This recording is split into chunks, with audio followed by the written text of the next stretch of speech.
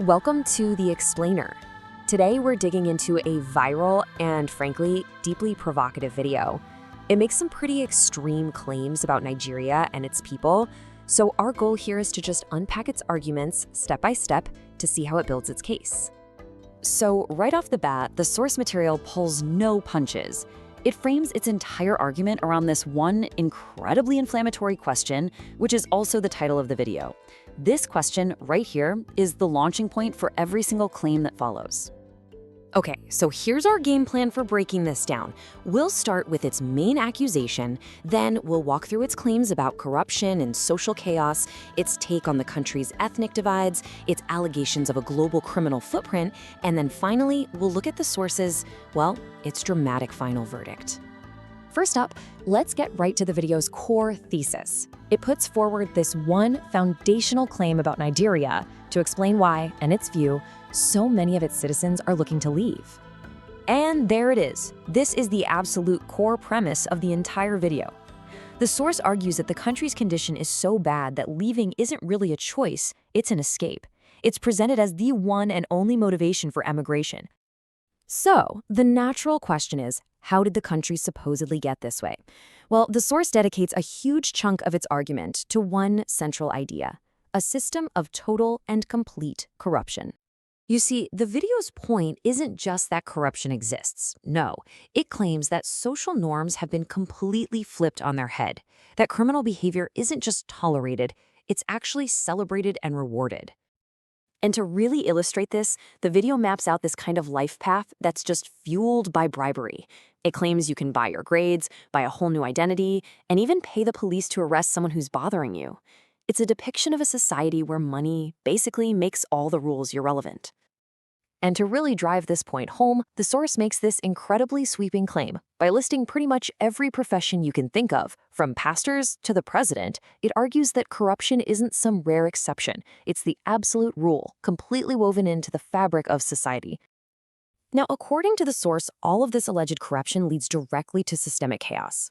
The video argues that the basic functions of a civil society have just completely broken down in everyday life. The video uses these really stark visual descriptions to make its point. It's alleging widespread decay and neglect in the very institutions that are supposed to represent order and governance. And then, the video offers up what it calls the signatures of this chaos. It points to everything from how people talk to each other to driving habits, to argue that there's a complete absence of public etiquette and order. And to put a number on this alleged chaos, the video presents this pretty startling statistic. It claims that for 7 out of every 10 people, a physical fight isn't the exception, but the standard Nigerian way of resolving disputes. This focus on individual behavior then expands to a claim about national identity itself.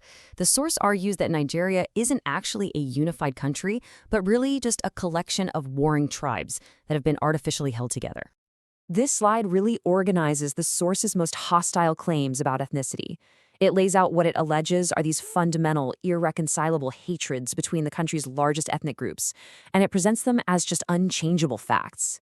The video then summarizes its entire argument on ethnic division with this incredibly extreme and dehumanizing quote, pretty much dismissing the very concept of a Nigerian nation. Okay, so next, the video argues that these supposed domestic issues don't just stay domestic. The source claims that Nigeria's problems are basically exported to the rest of the world. The source uses this number as its core piece of evidence for a so-called global criminal footprint, trying to argue that Nigerian crime is a unique, worldwide phenomenon. And to add a little bit more detail to that claim, the source points to these specific crimes. It alleges that things like fraud and trafficking are the offenses most commonly associated with Nigerians who are convicted abroad. Now, this is a really key rhetorical strategy in the video. The source tries to isolate Nigerians by claiming their behavior is a total outlier, contrasting them with other African diaspora groups, probably to make its own argument seem stronger. So, this is the crucial point, right? How does the video pull all of these threads together? After building its case on corruption, chaos, and crime, it moves to a final and totally unambiguous judgment. And there it is. The video concludes with a pretty radical policy proposal.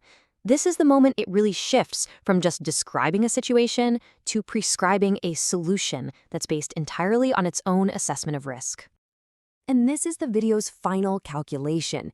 It boils this entire complex issue down to these cold utilitarian terms to justify its extreme position. Any potential benefit, it argues, is just completely outweighed by the alleged risk. And that is exactly where the source material leaves its audience, with a simple yet deeply loaded question. By framing such a complex issue as this binary choice between risk and benefit, the video really forces a conclusion, leaving us to consider the power that these simple narratives can have in our very complicated world.